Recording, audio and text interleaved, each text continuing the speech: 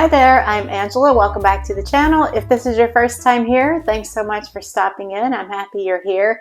And today we are talking sewing plans for this month. Stay tuned. If you've been with me on the channel for a little while, you may have heard me say once or twice that I'm a pretty slow sewist, and I usually only plan for about 2 garments per month. That's about my limit. If they're really small and easy, quick to make, then maybe I can at least start on a third one.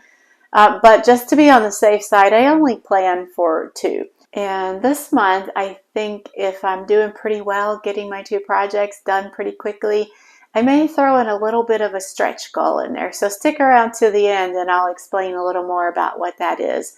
Right now, though, let's look at my 2 projects.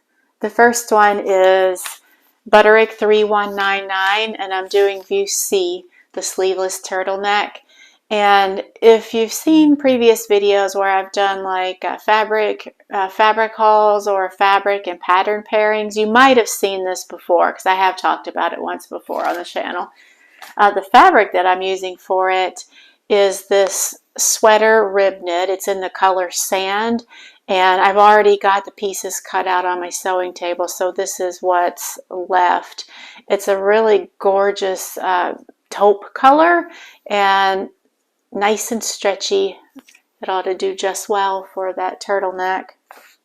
And I'm really in need of this kind of a piece in my wardrobe as far as a nice layering piece. I wear cardigans a lot, either at home or to work, and it gets kind of boring wearing the same pairings, like the same undergarment and the same cardigan. So I'm really looking to make more of those kind of layering pieces since I do wear those quite a bit. So yeah, I'm really looking forward to getting this one made. I know that I'll wear it a lot. And my second garment that I want to get done this month is McCall's M7199. And there are 3 different options on here. And again, this is another one like that, Butterick. I have showed this on the channel before when I think when I did a fabric and pattern pairing. So this might not be new to you. And I'm still kind of torn on which one of these I want to make.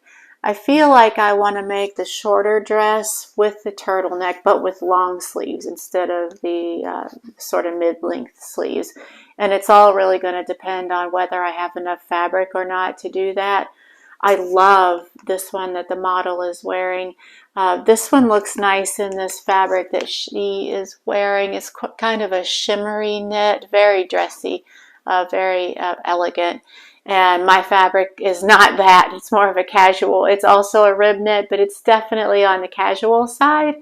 So I'm thinking this shorter one. I'm not crazy about those mid-length sleeves though.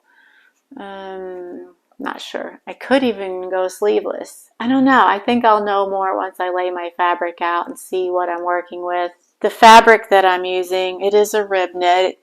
I got this from Joann's a while back. It's this really pretty rosy pink color, dark mauve rose pink. This color's hard to pin down, hard to put a name to for me. I mean, it is kind of a dark rose pink though, but it's I fell in love with the color. That's what drew me to it. It's beautiful, and it's a pretty stretchy rib knit, and it ought to work just fine for that pattern. The stretch goal that I mentioned earlier is I would love to participate in this challenge that's going around for March called #SewFrugal22. I'm sure a lot of you guys have seen that. It's kind of all over the sewing YouTube world right now. And a couple of the sewing YouTubers have put together this challenge. And there are some guidelines that you have to follow if you want to participate in it. So I would say if you're interested, definitely do a YouTube search and use the hashtag SewFrugal22, the number 22. And you'll be able to find any one of the YouTubers that are all kind of leading this challenge, so to speak, and they're all providing the rules that we need to follow if we want to participate. And I think the reason why there are guidelines / rules is because there's going to be prizes and so forth at the end of the challenge.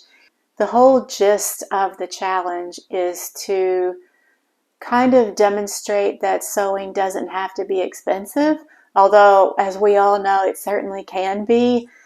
There are ways that we can make it more affordable and more frugal as far as finding free patterns on the internet that are available to any of us to download, and also using fabrics that either we already have in our stash, or being really creative when it comes to fabrics, like using sheets, even tablecloths. I know that sounds kind of silly, but there are some beautiful tablecloths out there that could make a nice garment.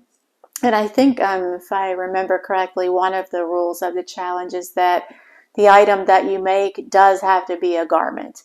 So like I said, do a search on that. I'll put a link to that hashtag either in the title of this video or in the description, so you can easily know what to search on.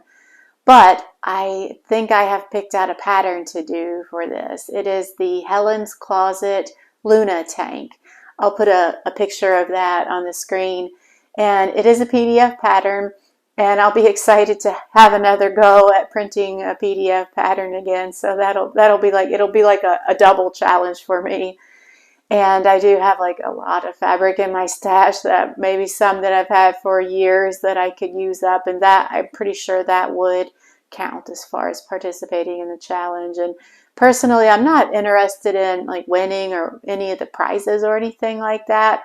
I just think it sounds like a fun challenge, and also just kind of challenging me personally to try a PDF pattern again. Are you guys going to participate? Let me know in the comments. And if so, if you already have a pattern picked out. So as I'm recording this, it's March 2nd. So the challenge is definitely underway. I think it runs from March 1st to March 31st. And then I think you have to, once you're done, you post a picture of your finished item on Instagram using that hashtag. But you can also post work in progress photos on Instagram as well. But again, be sure and watch one of the official videos on that to make sure that you get all the right guidelines. So I think it sounds like fun. That's all I have for you today. What are you guys working on this month? I hope you're up to something fun in your sewing room. And let me know in the comments. I love the communication. I love talking with you guys in the comments. It makes all of this worthwhile. That's the whole reason why I started this channel, is to connect with other sewists. So it's really, really fun to have a little bit of a conversation in the comments. And until next time, thanks so much for watching. Bye.